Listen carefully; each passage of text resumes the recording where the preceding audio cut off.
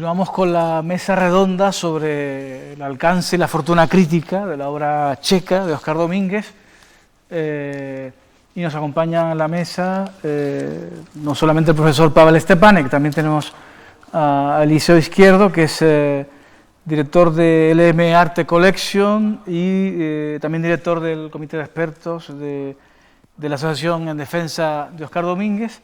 Eliseo ha trabajado sobre Óscar Domínguez en varias ocasiones, muy recordado especialmente el texto que le dedicó en el catálogo de la exposición Una existencia de papel en 2011, una exposición que hicimos en TEA, Tenerife Espacio de las Artes, concretamente sobre un aspecto que es la antología del humor negro de Óscar Domínguez, y allí abordó muy detalladamente aquel capítulo fundamental de la trayectoria de Óscar.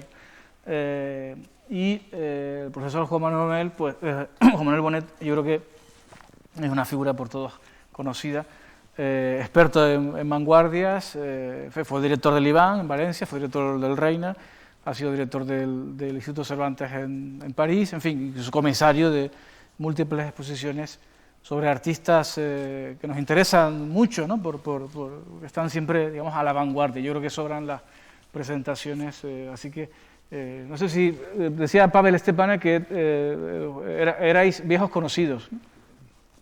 Bien. Bueno, pues buenas noches. Sí, Pavel Stepanek e Isidro Hernández son los dos culpables, entre comillas, de que yo esté aquí esta noche. Ahora diré algo sobre ellos dos, pero lo primero que tengo que decir es que se reúnen en este acto dos amores míos de muchos años. Uno es Praga, la capital mágica de la vieja Europa, como decía André Breton, y el otro es el surrealismo, y más en concreto el surrealismo canario, o el surrealismo que pasó por Canarias, que hay surrealismo canario y hay el paso de los surrealistas, de algunos surrealistas por Canarias. La amistad con Pavel Stepanek es una amistad, en mi caso, heredada porque es una amistad que empieza por la amistad suya con mi padre, al cual vino a ver en los lejanos años 60, y ya en esa época él estaba trabajando en este tema. Creo que ya son casi 50 años de trabajos en esta dirección, si no más. O sea, en el año 65 empezaste a trabajar sobre esto, y luego, pues, en este mismo catálogo, Pavel cuenta cómo recibe la visita en el año 73 de un jovencísimo Fernando Castro Borrego, y luego, 2 años después, recibe la vuelta de Eduardo Westerdahl a Praga y la vuelta de Maud a Praga, que también ambos dos, por separado, habían estado. Supongo que lo habéis contado en algún momento de esta jornada. No he podido escucharlo todo, pero estoy seguro que se ha hablado de esas coincidencias, de esas idas y venidas que hacen que finalmente el destino de Praga y de Santa Cruz de Tenerife, vía Westerdahl y vía Óscar Domínguez, están indisolublemente ligados, entre otras cosas por la casi coincidencia de fechas entre el viaje de Breton y el lugar a Praga, y luego, muy poco después, el viaje de Breton, Jacqueline Lamba y Benjamin Peret a Tenerife, ¿no?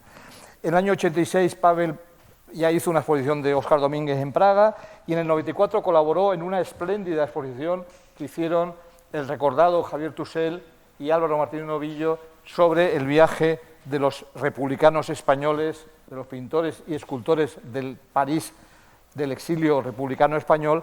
Fue una exposición en Caja Madrid, en la Casa de las Alhajas, que fijó muy bien ese momento tan espectacular. Y yo, que siempre había estado en relación con Pavel, pues en una ocasión me acuerdo de una gratísima cena que tuvimos en Praga, cuando yo andaba sobre los pasos de Josef Sudek, un gran fotógrafo, el peatón de Praga. Pues cenamos en compañía de Juan Barja, que era el director de la institución que promovía esa exposición. En el caso de Isidro, es alguien mucho más joven que yo, de una generación canaria muy brillante, y es una de las personas más brillantes de esa generación, y lo conocí pues, hace ya unos cuantos años, cuando trabajábamos juntos en el entonces proyectado Yodak, que finalmente se llamó TEA, ¿no? En esa época ya estaba en el centro de las preocupaciones Óscar Domínguez, y en el TEA toda la actividad domínguezca ha pasado por la sabiduría y a la vez por la sabiduría de poeta de Isidro, que combina el rigor histórico con el vuelo de la poesía, con el fuego central de la poesía, porque Isidro es un excelente poeta, un poeta esencial, y es también un muy buen dietarista, como tuve ocasión de decirlo de palabra cuando presenté su diario francés y luego escribí aquellas palabras. Creo que las personas que practican la poesía, y en esta sala hay más personas que practican la poesía, pues tienen una especial receptividad a las artes plásticas. Y eso, en el caso de Canarias, pues ha habido bastantes casos, ¿no? Sobre ese viaje de los surrealistas, de los republicanos del 46 a Praga, han corrido ríos de tinta.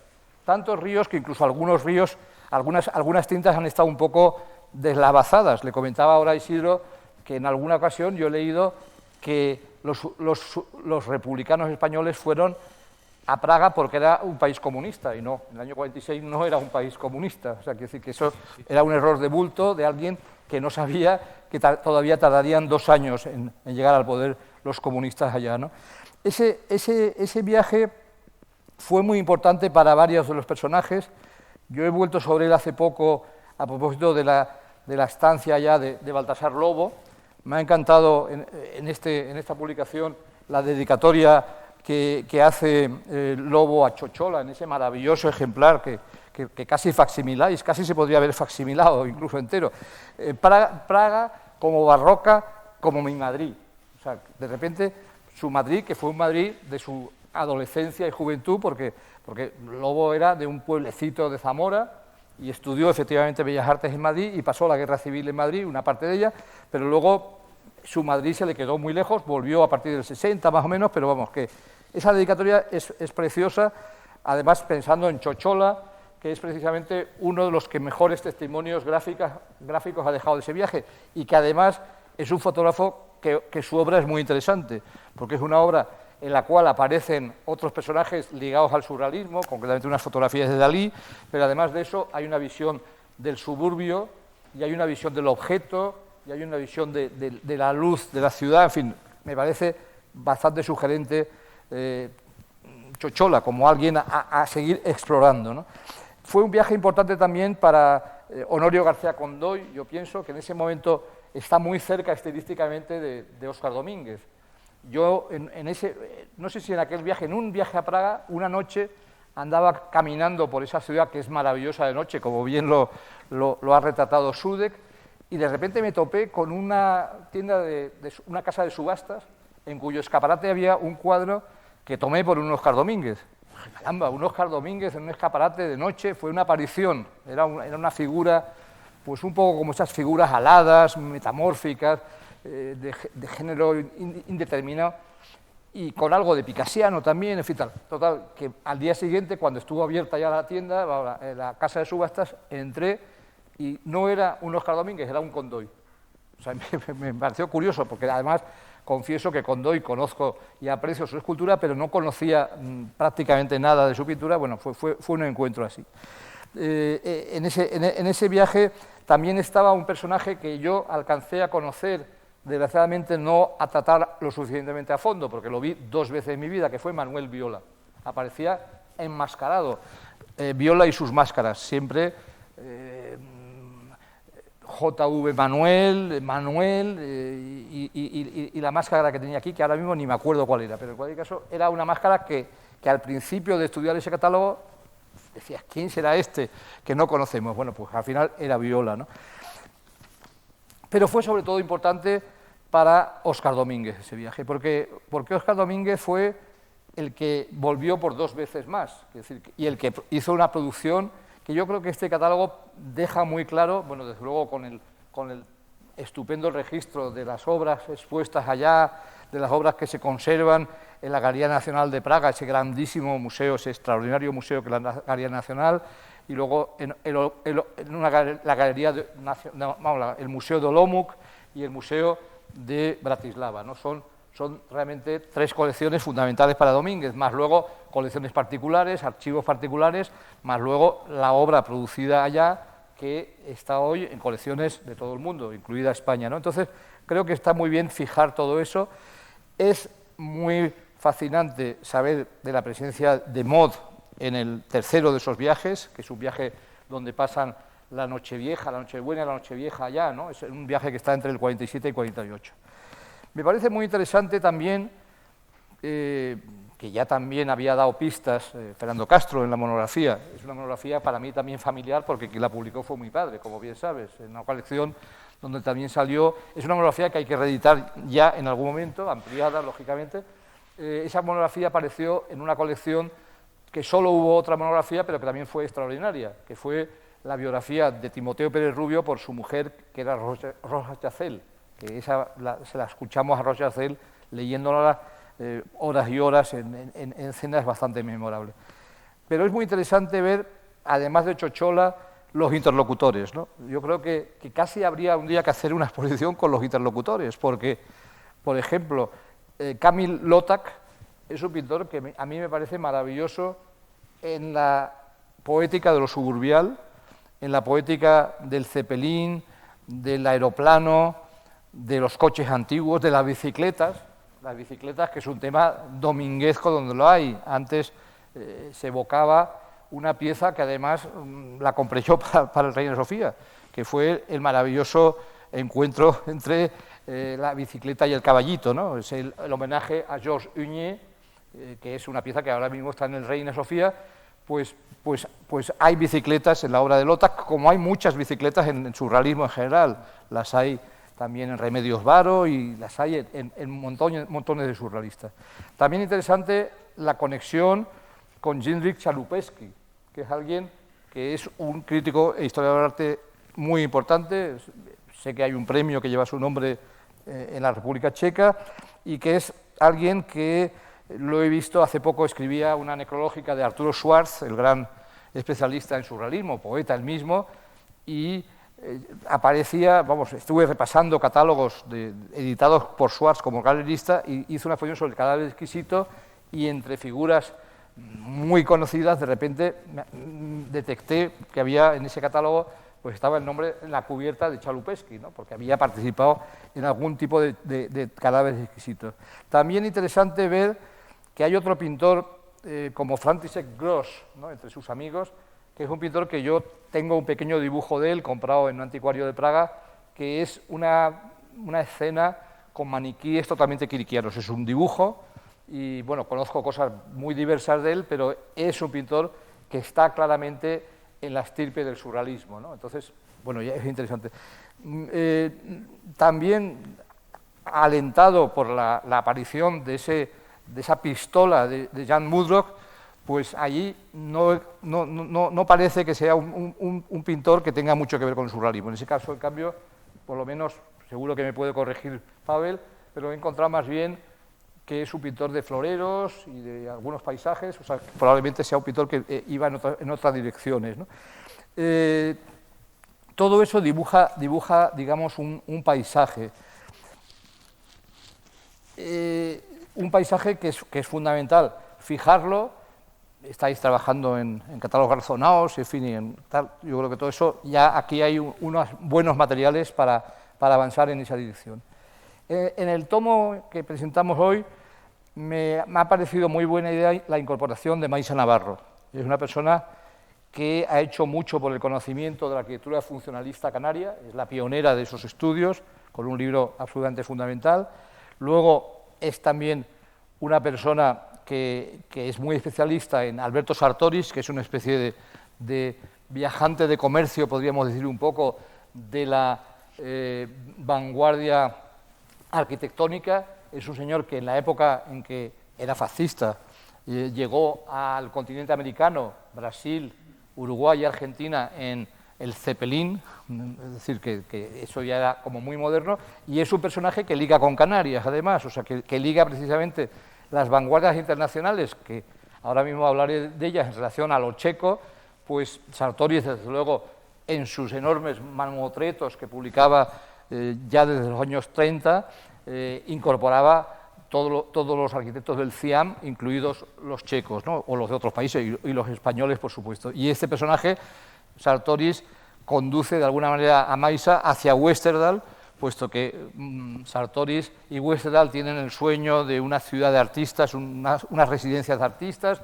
y será alguien muy sensible al arte de la Escuela de Altamira, participará en la Escuela de Altamira, escribirá sobre Matías Goeritz, su mujer pintora, y la mujer de Sartoris, Carla Prina, y será uno de los calientes el jovencísimo Manolo Millares, es decir, que seguimos ahí en esa galaxia.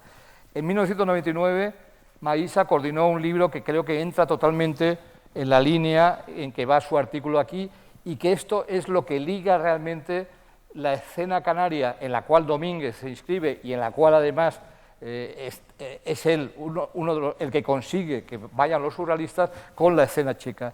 Es la exposición que coordinó, no la exposición, el volumen que coordinó Maisa fue Gaceta de Arte entre la Internacional Constructivista y la Internacional Surrealista. Es verdad que cuando se decía en tiempos de manera demasiado ligera que Gaceta de Arte era una revista surrealista, pues no es una revista surrealista, es una revista de modernidad amplia y cosmopolita, en la cual poco a poco el surrealismo fue ganando presencia.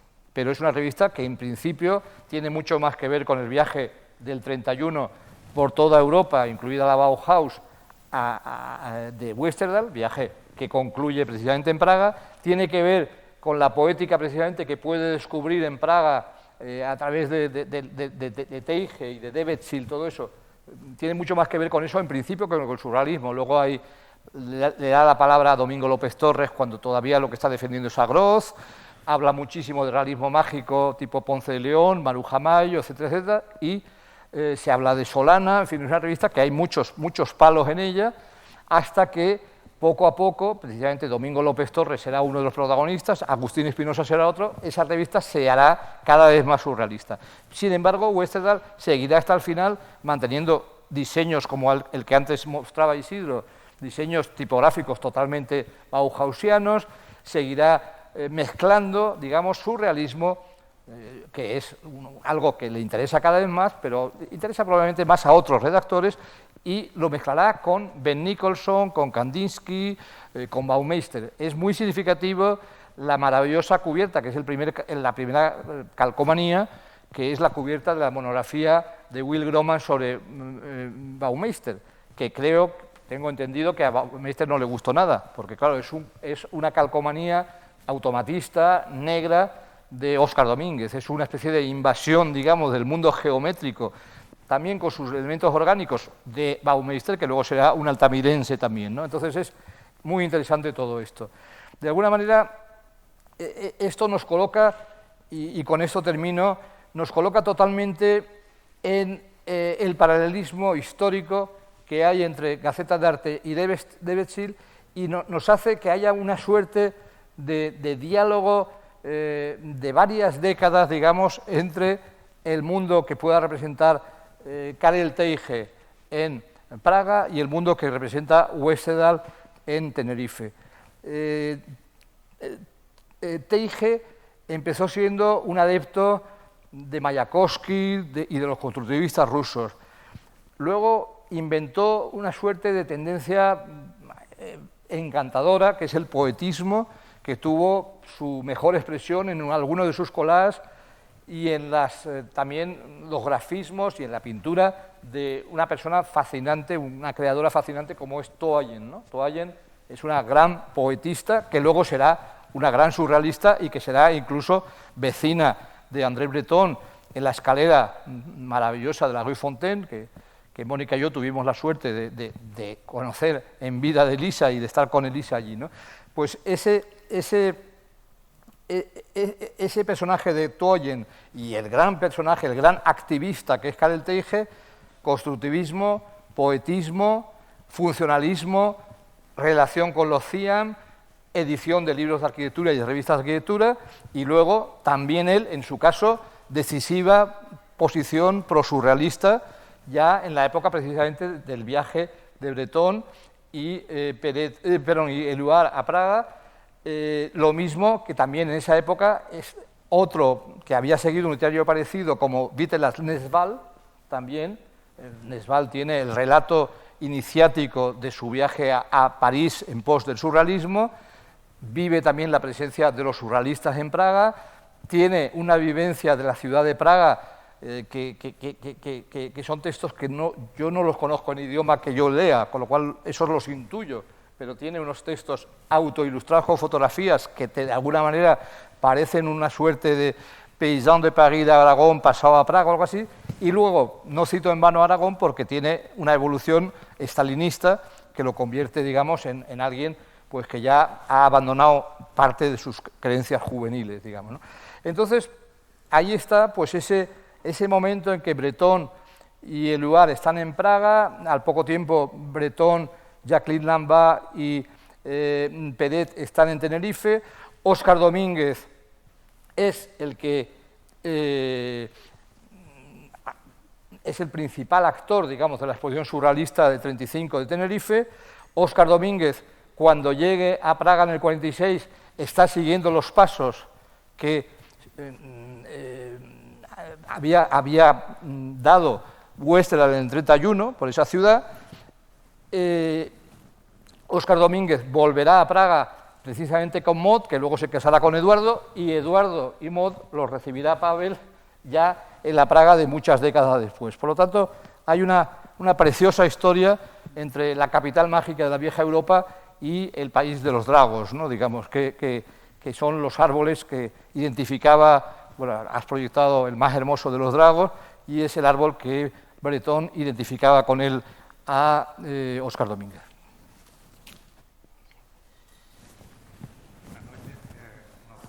Estar aquí hoy en esta casa, en este centro tan importante, tan destacado, como lo es también la compañía de esta mesa. Comentaba en los momentos previos a esta mesa Juan Manuel Bonet, que seguramente después de las palabras tanto de Pavel Esteban como Isidro, pues probablemente ya estuviese dicho todo en relación a este periodo, también magnífico, también importantísimo en la vida y en la obra de Óscar Domínguez. Bueno, él mismo ha demostrado ahora que en arte nunca está todo dicho, siempre hay muchas cosas que añadir, pero en el caso concreto de Óscar Domínguez parece que siempre la ventana está abierta. Antes usaba precisamente Isidro esta metáfora, esta idea de la ventana, que en su momento también tanto Breton como luego su amigo Paul Éluard, el poeta Paul Éluard, amigo de Óscar Domínguez, usaron también al referirse a la obra de Óscar Domínguez. A mí personalmente, cuando he consultado, la primera vez que consulté el libro, este libro que presentamos hoy, que a mí me parece una edición cuidadísima, magnífica, al ojearlo me sucedió eso, ¿no? Me saltaron esas ventanas abiertas a un imaginario realmente personal. A pesar de las conexiones evidentes que yo creo que sí que hay con Picasso, en concreto en este periodo, a veces son más que evidentes, bueno, pero sí consiguen ser personales y en ningún caso creo que hayan supuesto un peso para la obra de Domínguez. Y precisamente lo sucedido en Checoslovaquia yo creo que es lo que demuestra, o sea, justo lo que convierte a Domínguez en ese momento, a ojos de los artistas y de los críticos que reciben su obra, esa conexión con Picasso y, por tanto, esa conexión con lo nuevo, con lo que está sucediendo en Francia, que llega vía de los españoles, es bien recibida por esa proximidad, ¿no? Y aún así, lo que termina de redondear esa entrada de Domínguez y convertirlo casi en el protagonista, dado que Picasso no acude, pero aunque sí su obra, pero quien desde luego asume un protagonismo importante es Domínguez, seguramente también, no solo por esta conexión picasiana, sino por lo arrollador de su propia personalidad, ¿no? Incluso en el momento previo de la partida a Checoslovaquia, ya ese anecdotario infinito de Domínguez, que es inseparable a su obra, pues añade un nuevo capítulo y parece que Domínguez, en el momento que se despedían todos los artistas de su familia, y estaban ya ellos montados, los artistas y él, en concreto en el medio que los iba a transportar, asomó la cabeza y les dijo: tranquilo, no lloréis, vamos a repoblar Checoslovaquia. Bueno, este era el Domínguez que se encontraron allí estos artistas que necesitaban, desde luego, aires de renovación, ¿no? Pero bueno, en definitiva, con esta etapa de Checoslovaquia ocurre lo que vamos encontrando continuamente en la vida de Domínguez, un hombre muy marcado por etapas, muy marcado por cambios, un hombre en continua transformación, como lo es su obra, ¿no? Una obra en continua transformación. En el año 51, creo que era, en Nueva York aparece un artículo que precisamente se titulaba Oscar Domínguez de Oscillator, ¿no? El oscilante, el cambiante. Y yo creo que resume muy bien lo que es Domínguez como artista. Oscilaciones que lógicamente son directamente proporcionales a lo que ocurre con su propia vida, ¿no? En este momento, no solo el momento de Checoslovaquia es un momento especialmente feliz, la crítica le favorece, las ventas le favorecen, y durante estos años, en los momentos en que retorna a París, también se produce una serie de hechos que son realmente importantes en su vida y en su trayectoria artística. Isidro nombraba, por ejemplo, la publicación de Los dos que se cruzan, en la que interviene especialmente Moe a la hora de reconstruir todos esos papeles sueltos que parece que Domínguez había ido generando con anotaciones. De hecho, el libro se lo dedica a ella. Estamos precisamente en ese momento, en uno de los momentos quizás de mayor estabilidad sentimental de Domínguez, junto con Moe, aunque no duraría demasiados años, pero es tal vez el momento más largo. También en el año 47, igual que en ese mismo año que se publica Los dos que se cruzan, Domínguez colabora, o sea, recibe el encargo, digamos, de su amigo Paul Eluard para ilustrar Poesía y Verdad, ¿no? Que es una publicación magnífica, que por cierto el próximo año se cumplen 75 años de todas estas cuestiones, y si las circunstancias lo permiten y conseguimos abrir por fin este centro, LM Arte Colección, uno de los proyectos que tenemos en mente es justo la celebración de una pequeña exposición dedicada, conmemorativa de esta publicación de pintura y poesía, ¿no? Pero a la vez que se producen todas estas cuestiones, bueno, positivas, ¿no? Muy ascendentes en la vida de Domínguez, sin embargo, encontramos otras situaciones que yo creo que son muy importantes y que van a ser fundamentales para cerrar este capítulo. Digamos que hasta el año 50 casi se puede trazar un sentido ascendente en la trayectoria de Domínguez, y a partir de ese año 50-51 se inicia un camino quizás descendente que ya conocemos, cuyo final ya conocemos, ¿no? Trágico. En el año 46, a finales del año 46, se produce la ruptura definitiva de Domínguez con el grupo surrealista, y en concreto con Breton. Domínguez nunca dejará de ser un surrealista en el fondo, por actitud y desde luego por las referencias en su pintura. También en ese momento, un poco antes, había ocurrido el famoso affair con los de Quirico, con aquellas posiciones MAE, que en realidad las obras que se exhibieron allí fueron realizadas por Óscar Domínguez, eran falsos de Quirico, y esto tuvo sus consecuencias a la larga, esa ruptura con Breton, el problema que supuso dentro del mercado, esas falsificaciones. Son problemas que irá arrastrando y que... Con Viola de por medio también, con Viola de por medio. Y con Viola, no, eso fue una trama de Quirico, digo. Sí, una trama realmente interesante que además estos últimos años se han ido sacando nuevas noticias y datos realmente, bueno, esclarecedores. Pues como digo, todo esto llevará a una crisis también en paralelo a este momento alegre, ¿no? Mientras que en Checoslovaquia las ventas de Domínguez son evidentes y le va todo muy bien, sin embargo, en los momentos en que retorna a París o incluso intentan penetrar en el mercado italiano de la mano de su amigo el pintor Biroli, no consigue tener el éxito que esperaba, ¿no? O sea, que estaba en un momento contradictorio, ¿vale?, de ascenso, pero complicado. Al final, en este momento, ocurre lo mismo que ha ido ocurriendo siempre en su vida, ¿no? Esas subidas y bajadas continuadas en todo lo que ocurría a su alrededor, ¿no? esta cuestión del éxito de los proyectos es importantísimo en el caso de Domínguez y él lo refleja continuamente en su epistolario, en sus contactos con, bueno, sobre todo con Eduardo Westerdal y con otros pintores. La cuestión económica, por supuesto, es fundamental para todo el mundo, pero en su caso era especialmente significativa, ¿no? Bueno, una persona además que no parecía que se prestase justo al ahorro, esa necesidad de tener éxito en las empresas expositivas era realmente importante. Y también justo es una de las cuestiones que más altibajos van reflejando a lo largo de su trayectoria, ¿no? Y esos altibajos incluso terminan extendiéndose más allá del propio fallecimiento de Óscar Domínguez, ¿no? Pasado el año 57, esa noche vieja del año 57, bueno, unos pocos años después, en el año 60, se produce la venta del taller, de lo que había quedado en el taller de Domínguez.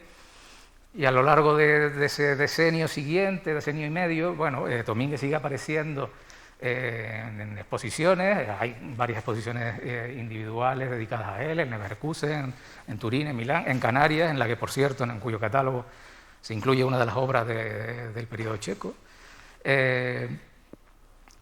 Pero hay que esperar todavía unos años, especialmente en el año 73 es significativo, porque se produce la exposición en la Sala Biosca, que permite un reencuentro de Domínguez de alguna manera con España, que hasta ese momento no existía.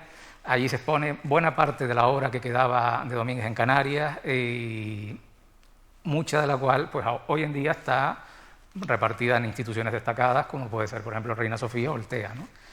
Y en ese momento esa exposición, de alguna manera, es la que abre también la ventana de Domínguez al mercado, que hasta entonces prácticamente no conocía, ¿no? Claro, poco después, por ejemplo, en la portada de la publicación de José Carlos Guerra aparece reproducido El Cazador. Esa obra se subasta por esos años y alcanza ya unas cantidades, bueno, más que dignas. Esa obra también acaba en el Museo de Bilbao, en este caso. Poco a poco, como digo, se incorpora a Domínguez al mercado, va generando interés, pero genera intereses hacia todos lados, ¿no? A partir del año 83, sobre todo, una vez ha fallecido precisamente Eduardo Westerdal y por tanto se queda sin un referente internacional la figura de Domínguez, aparecen muchos oportunistas que intentan pues, aprovechar ese hueco para hacer básicamente negocio, pero en el camino va también generando un problema realmente grave a la hora de minusvalorar, digamos, la obra de Domínguez, porque se introduce una serie de obras tremendamente problemáticas, ¿no?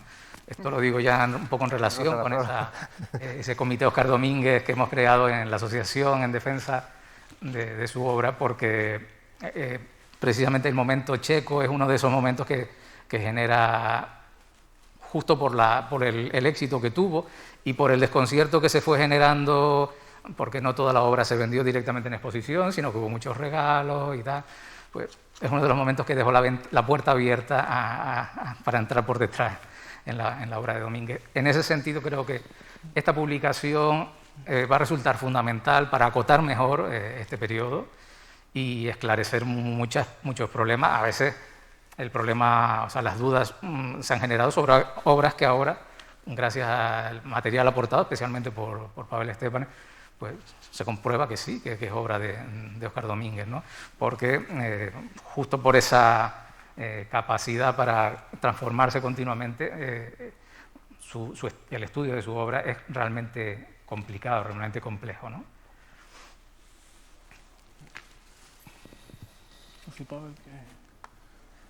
Pues si se me permite, yo quisiera agregar unas palabras al contexto político, porque se ha dicho perfectamente que Checoslovaquia entre 46 y 48 no era un país comunista, era realmente un país democrático, aunque ya se estaban preparando fuerzas que el día 25 de febrero de 1948 hicieran una revuelta a favor del Partido Comunista. Hay que reconocer que como en Francia o como en otros países, en Checoslovaquia había un fuerte grupo de intelectuales, si no comunistas, miembros del Partido Comunista, por lo menos comunistoides, y de esta manera trataban de introducir los elementos izquierdistas. Y en caso de los españoles de París se compenetran dos elementos. Este elemento de la democracia, que tiene algo que ver con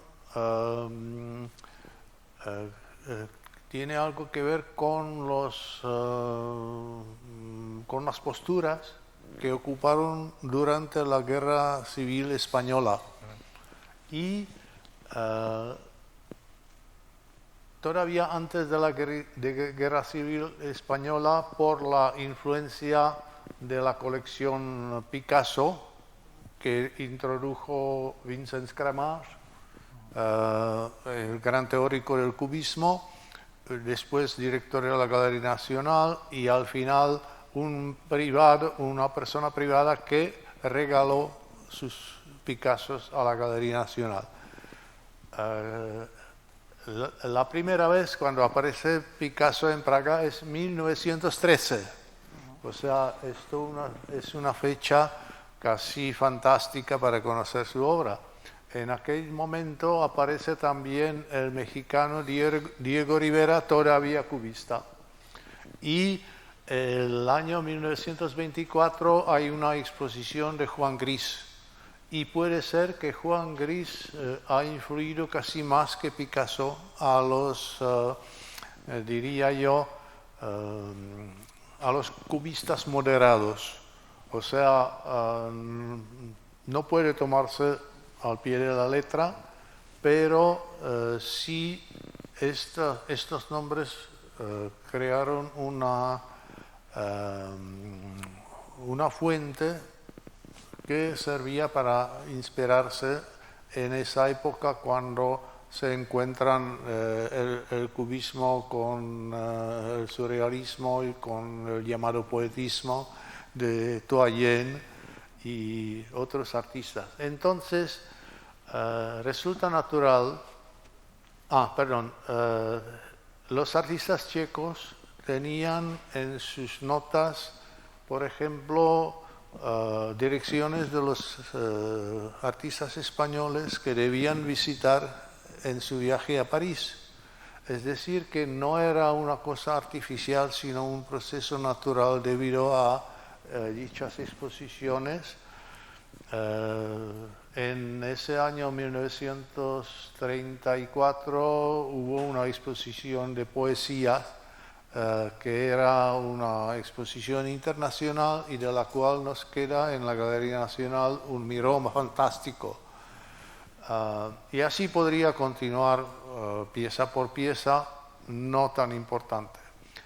Y entonces, cuando los españoles se acercan, la crítica admira que los españoles de París no pintan imágenes políticamente burdos, o sea que pintaban como al máximo Domínguez, por ejemplo ese cuadro Franco sobre España es un cuadro que podría llamarse de otra forma y servir para otro contexto, pero este sí recordaba precisamente este hecho del gobierno de Franco. Como digo, esto fue una cosa admirativa, pero también de otra parte de la crítica muy izquierdista preguntaba cómo esos españoles quieren luchar contra Franco si no pintan cuadros que puedan fortalecer al pueblo. O sea, utilizo la jerga que sí se utilizaba. Y esto precisamente culminó en París, donde, como he dicho, después de la brillante inauguración vinieron las críticas ya del realismo socialista. Y por eso incluso se habla de la huida de Domínguez, que ha dejado casi toda esta obra expuesta en París, y que puede ser que todavía una gran parte de esa exposición esté en manos particulares, quién sabe. O sea, en este sentido se nota que esas simpatías izquierdistas fueron, digamos, a nivel personal y no se mostraban a través de las imágenes de los cuadros o de los dibujos, etc. Es decir, resumiendo, los artistas españoles de París se sentían muy bien. Yo mantenía una correspondencia bastante rica, primero con algunos de esos artistas, sobre todo con Clavé, con las viudas que se quejaban de que en París les pagaban muy mal por las obras de sus maridos muertos, o simplemente, pero este archivo sucumbió en el año 2002 por una inundación que, digamos, destruyó muchos archivos porque estaban depositados en la parte baja de las casas. Y me ha quedado solamente la correspondencia con Clavé, porque yo estaba preparando ya no quiero decir libro, pero un ensayo más amplio sobre Clavé, porque este también ha tenido muchas amistades y todavía en los años 60 nos mandaba sus grabados a los que nos interesaba. Bueno, yo creo que esto es más o menos todo. Solamente voy a repetir lo que ya he dicho, que la obra de los españoles de París otra vez fue utilizada como sustitución y como ejemplo de la Escuela de París el año 65. O sea, cuando comienza a sentar las bases la Primavera de Praga, cuando el régimen, para demostrar que es más democrático de lo que se cree, permite organizar en los años 60-66 exposiciones de la AICA, Asociación Internacional de Crítica de Arte, con unas pinturas en su mayoría abstractas, así que los extranjeros me preguntaban, ¿y aquí no hacéis el realismo socialista? Luego el Congreso Mundial de Arquitectos, Congreso Mundial de Arqueólogos, Congreso Mundial de Pedagogos de Arte y quizás algo más. O sea, se ha comenzado a crear el ambiente del que ha surgido también la edición de primeras obras de Kafka, y cuando la ocupación de Checoslovaquia por los rusos, precisamente para suprimir esta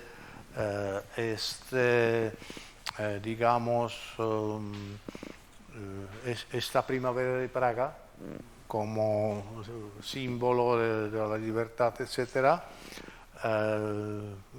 simplemente pusieron como primer motivo la conferencia sobre Kafka. O sea, una cosa totalmente literaria sirvió como para justificar una intervención militar de miles y miles de... un 250.000 de soldados estuvieron en aquel momento en Praga. O sea, por otra parte, en la llamada normalización, palabra con que se piensa designar la vuelta al estalinismo como estado normal, fue ya mucho más moderada, porque el gobierno que se creó en aquel momento a la cabeza con Gustav Husak no tenía ya esta fuerza y la gente, digamos, no quería cumplir lo que se les pedía políticamente.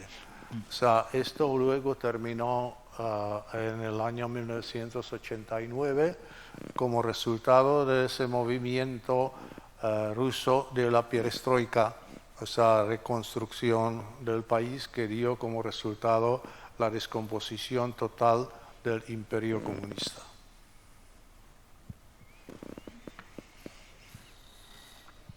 A ver, es interesante lo que planteas sobre los artistas republicanos.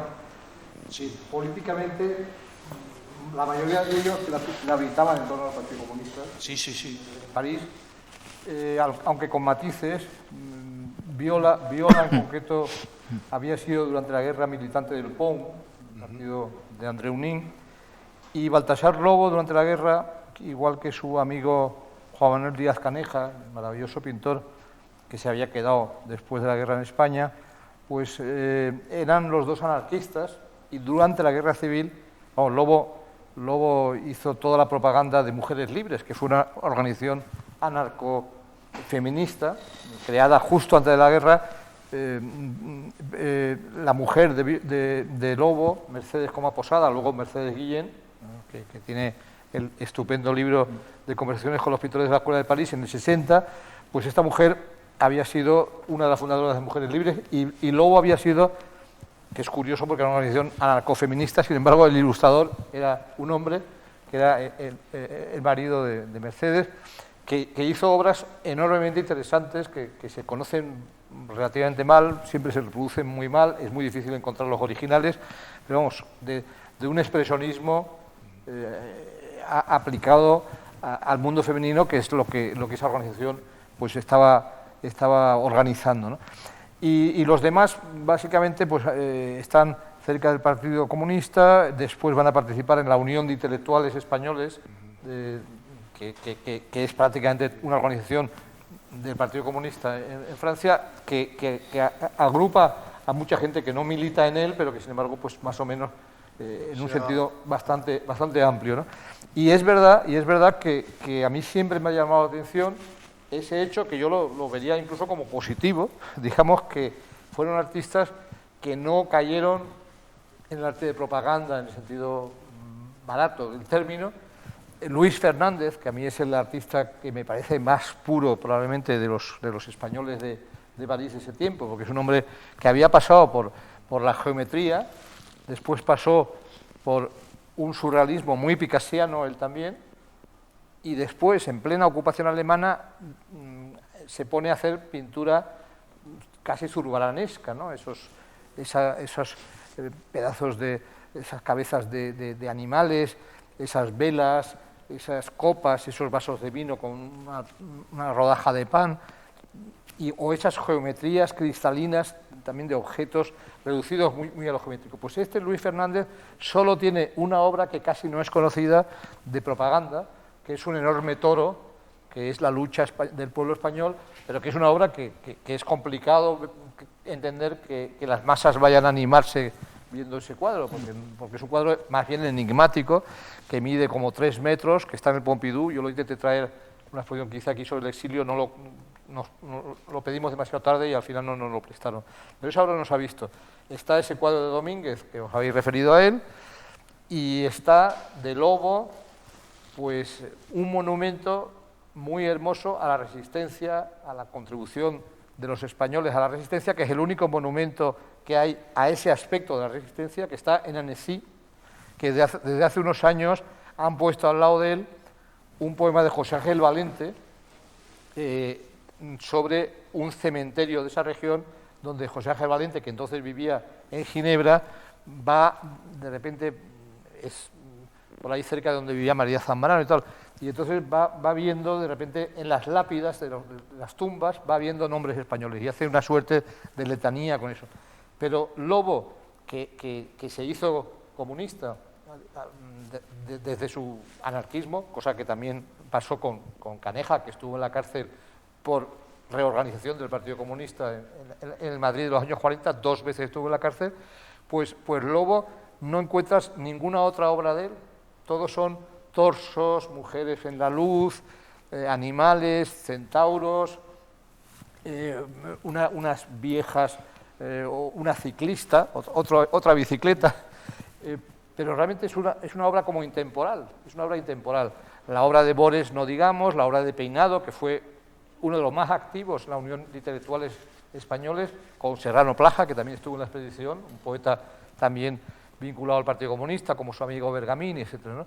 Entonces es muy curioso todo esto, porque, bueno, Viñes, Hernando Viñes, que no estuvo en la expedición, ¿no? Viñes yo creo que no estuvo, ¿no? Pero sí estuvo en la exposición, pues Viñes también era alguien que participó en la resistencia, tiene un cuadro que es el único cuadro que podríamos relacionar con el contexto político, es un cuadro que sí tuve una de sus 2 versiones en mi exposición del exilio, que es su mujer, Loulou, que era la hija de un pintor comunista francés, Loulou Jourdain, escuchando Radio Londres, un cuadro del año 43, muy emocionante, ¿no?, de resistencia, pero es la única obra, y Viñes es un pintor post-Bonnard, post-Vuillard, la joie de vivre, etcétera, y en plena ocupación alemana lo que pinta es la joie de vivre, bueno, la joie de vivre intentando que sea la joie de vivre en un contexto terrible. Viola, que participa en actos de resistencia, que está a la main à plume, tiene Robert Hughes, etcétera, que es fusilado en el bosque de Fontainebleau, etcétera, pues Viola tampoco encontramos ninguna obra de Viola de carácter político. Es una paradoja, pero a la vez es una paradoja que habla en favor de la libertad del intelectual, que incluso aunque crea, vamos, en determinadas ideas, no está poniendo su arte al servicio de esas ideas, sino que está haciendo lo que él cree que tiene que hacer para decir el mundo, pero no están haciendo un arte de activismo. Entonces, claro, los ortodoxos realismos. Sería interesante ver si Nezval dijo algo. ¿Hay alguna conexión Nezval y esta visita? Yo no la conozco.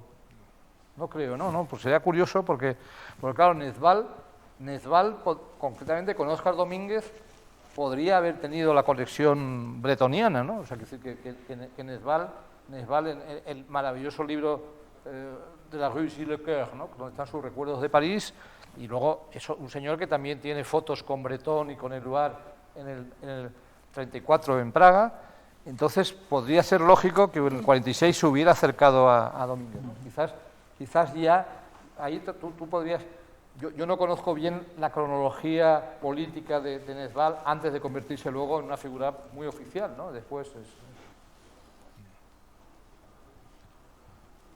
Si puedo decir un detalle más que ilustre la diferencia de vista entre el año 46 y 48, debería recordar que Honorio García Condoy, que era como un organizador, viendo el éxito que han tenido todo el grupo, escribe una carta al Comité Central del Partido Comunista.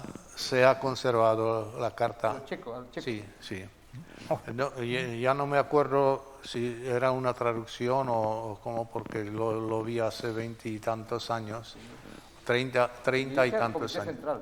Sí, y él preguntaba si los españoles de París podrían radicarse en Praga. Y la respuesta fue evasiva, que no es un momento conveniente y que se dirijan mejor a Budapest. Y Budapest no tenía nada de moderno. O sea, era claro que querían deshacerse del problema. Sí, bueno, en Praga hubo muy poco exilio español. Hay un libro bastante hermoso, yo no lo he releído hace muchos años, pero Testamento en Praga de Teresa Pàmies. Es una obra muy buena, muy bien escrita. Y es un libro además incluso en catalán. Sí. Y yo también trabajaba como periodista un momento en la CTK con los hijos del general Modesto. Sí. Entonces tuve acceso a un otro tipo de pensamiento y... Bueno, en Praga fue donde tuvo lugar la defenestración de Claudín y Semprún. Ahí fue, lo cuenta Semprún, ¿no? En su libro de Federico Sánchez, cuenta cómo en una, creo recordar que era una mañana helada, y describe todo el lugar donde estaban y donde les condenan, digamos, a la hoguera, y vamos, no les queda más remedio, bueno, son expulsados del partido Claudín y Semprún, ¿no? Y fue en Praga. Y luego me parece que hubo un caso de un comunista que acabó marchándose del partido, que fue Manuel Tagüeña, que ha estado vamos, un militar importante, vamos, un hombre que se hizo militar durante la Guerra Civil, se marchó a Moscú y de Moscú acabó pasando a Yugoslavia, después a Praga y después se marchó a México, porque es que hubo bastante... Hay unos cuantos casos, pero vamos, es pocos casos, y en el caso de Tagüeña, bueno, es alguien que estuvo a punto de perecer en el intento, vamos, de salirse de la maquinaria. Hubo bastante movimiento en ese sentido de que desde el apoyo total al inicio se llega a una supresión de los intereses españoles, de los españoles de París. Incluso se ha creado una, diríamos, un grupo residencial, pero no les permitieron estar en Praga, en una ciudad fronteriza como Ústí nad Labem. Y me parece que ahí fue Tagüeña, me parece que fue allí. Y esto tiene algo que ver con los procesos de Slansky, que era un grupo de judíos que fueron condenados a muerte. Se escapó uno, Arthur London, que luego descompone el pensamiento comunista en París, mientras que he conocido en París a su viuda y a su hija, que es la mujer de Pierre Dex. Entonces no les convenían ni los aviáticos checos que lucharon en Inglaterra, apartados de todo. No les gustaron los españoles ni los interbrigadistas, porque eran peligrosos, porque tenían una, digamos, emoción personal y no sucumbían a órdenes burdas que se emitían en aquella época. O sea, en el primer momento todo aparece apoyo, pero al final no era así. Incluso recuerdo que esos dos hijos del general Modesto emigraron a España, porque no nacieron allá, emigraron a España todavía en la época de Franco, como muchos niños en Rusia. Sí, sí. Esto que comentabas antes, precisamente es interesante, ¿no? Cuando hablamos de la época de la época checa de Domínguez, precisamente ocurre esto, ¿no? Es antes decíamos una política poética, ¿no? Sí, o sea, sí. En efecto no hay una... Esos cuadros de los aviones son de la época checa, ¿no? O sea, los... Sí, bueno, está el avión verde, en verdad es un verde que es sí. azul, ¿no? Que estuvo en la época, en la exposición del 46. Pero de alguna manera me da la impresión de que se debe acordar de todas formas allí de la Segunda Guerra Mundial en París, ¿no? Yo pienso, ¿no? ¿No piensas que esos cuadros, vamos, son los bombardeos, digamos, en la guerra, ¿no? O sea, parece, sí, ahí parece que hay muchas alusiones, ¿no? Como una reminiscencia, ¿no? Sí, sí. De hecho, este cuadro que está en la pantalla, que Pavel decía que era un cuadro que teniendo mucha presencia checa, ¿no? Pues era un cuadro que él no había visto en Chequia en ninguna colección, pero en verdad está, digamos, una pieza que está orbitando en esa misma estética, ¿no? De esos años, ¿no? Yo precisamente, en la exposición que hice del exilio hace un par de años, puse un cuadro que tenía Guillermo de Osma de estos aviones, ¿no? Porque me parecía que evocaba bien el momento y pensé más en París, pero bueno, si está pintado en Praga puede ser a partir de reminiscencias, ¿no? Sí, pues, más allá del interés que generaba la máquina en Óscar Domínguez, pues está claro que aquí las alusiones a bombardeos pueden ser más evidentes, ¿no? Sí. Y hay una cuestión interesante en cuanto a lo de la presencia del comunismo o el hecho de que Domínguez no sea realmente un artista político en cuanto a su plástica, ¿no? Más allá de las alusiones. En el fondo, pues Domínguez casi un poeta pintando. En el momento que nombraba antes de la ruptura con Breton, precisamente no... Puede que el tema de su cercanía... Lo de Luar, ¿no? Yo creo que sí, su cercanía a ese grupo surrealista que sí tuvo mucha proximidad al comunismo, le molestó a Breton.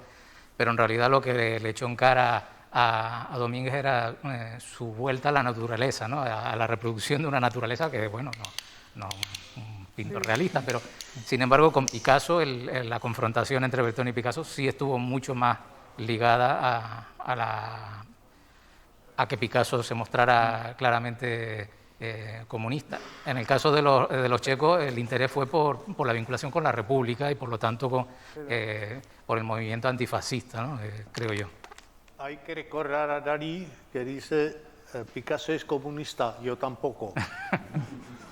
Sí, pero Breton yo creo que ante Domínguez probablemente cuente peor para Breton que sea tan cercano al lugar, sí, más que lo de Picasso, porque Breton, a pesar de que sabía perfectamente que Picasso entonces estaba dentro de la política cultural del Partido Comunista francés, sin embargo Breton a Picasso siempre lo tuvo, de alguna manera, un poco por encima de las batallas, ¿no? O sea, no, tú recuerdas... Sí, yo no lo tengo muy fresco el tema, pero yo no recuerdo... Ahí no, ciertamente la proximidad o la amistad de Domínguez con el lugar es decisiva, ¿no? Claramente. Pero es verdad que el abandono de cierto automatismo gestual que Breton aplaudía, digamos, Bueno, en el caso de Domínguez, claro, yo creo que es verdad que... Eso es verdad porque en concreto, cuando Breton se acerca a esa visión, vamos, rechaza lo daliniano de alguna manera y se acerca a Mata, a Gordon Ogloford, a Pa Allen, Domínguez está entre ese lote. Claro, sí. O sea, Domínguez, lo que le fascina de Domínguez a Breton, aparte de los canarios y la cueva de Guanches, todo eso también, ese mundo Goldrago también, pero es sobre todo el automatismo, es la calcomanía, bueno, es el momento en el cual descubre Pa Allen en el Fumage, bueno, Breton se fascina con los laberintos de Mata, ¿no? Todo eso. Entonces, es verdad que, claro, lo de después es muy picasiano en ciertos aspectos, es quiriquiano en otros. En cierto modo hay una especie de, pienso yo, no sé qué opinas sobre esto, pero hay una suerte de reformulación del automatismo, ¿no? Porque en la etapa checa muchas veces hay una suerte de facilidad de liberación del pincel, casi dejar suelto el gesto, ¿no? Y hay, que hay llevas... unas geometrías delirantes. Sí, no hay pensamiento no hay concepto en esa pintura, más allá, en fin, de ciertos motivos que se repiten, pero quiero decir que hay una liberación, ¿no? Que se traduce en facilidad a la hora de pintar, ¿no? Sí, además era una cuestión que siempre se destacaba, quienes veían a Domínguez pintar, casi veían un autómata, ¿no? O sea, con la facilidad con la que pintaba, y debió ser cierto porque otra de las anécdotas que le ocurren justo cuando llega a Checoslovaquia es que al parecer se le queman una serie de cuadros y por lo tanto se tiene que poner a pintar rápidamente para poder llegar a la exposición con el número suficiente de obras, ¿no? Y eso no se hace si no tienes esa capacidad de pintar de manera rápida y casi como un autómata, ¿no? Hay otra cuestión, Juan Manuel, antes de acabar, que ya estamos ya en el límite del tiempo. Bueno, se nos ha olvidado también el gran episodio de los boletines internacionales de surrealismo, porque hay que pensar que el primero está hecho en Praga, el segundo en Tenerife, Bélgica y Londres. Sí, sí, sí. Un poco lo que tú decías, un poco Sí, bueno, es que son dos ciudades dentro de... Vamos, y Londres tiene una importancia menor dentro de esa historia. Tiene importancia porque está Roland Penrose y después va a estar Messens, pero vamos... Lo curioso esa cartografía, Praga, Tenerife, bueno, Bélgica y la presencia de Praga en la Murfu y de Tenerife.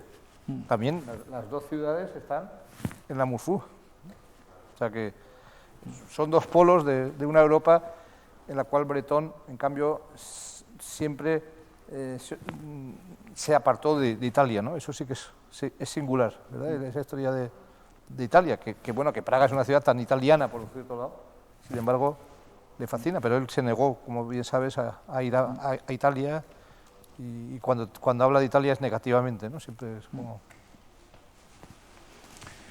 Pues hemos llegado al límite, son las 9:05, habíamos dicho que terminaríamos a las 9, sí, por, en fin, respeto a la puntualidad que nos caracteriza y Nada, muchas gracias Pavel, muchas gracias Eliseo, muchas gracias Juan Manuel por asistir a esta mesa redonda, a los que están al otro lado de la pantalla igualmente y, en fin, esperemos que haya sido una jornada entretenida para todos y, bueno, tenéis el libro a disposición, en fin, y está al alcance de todos.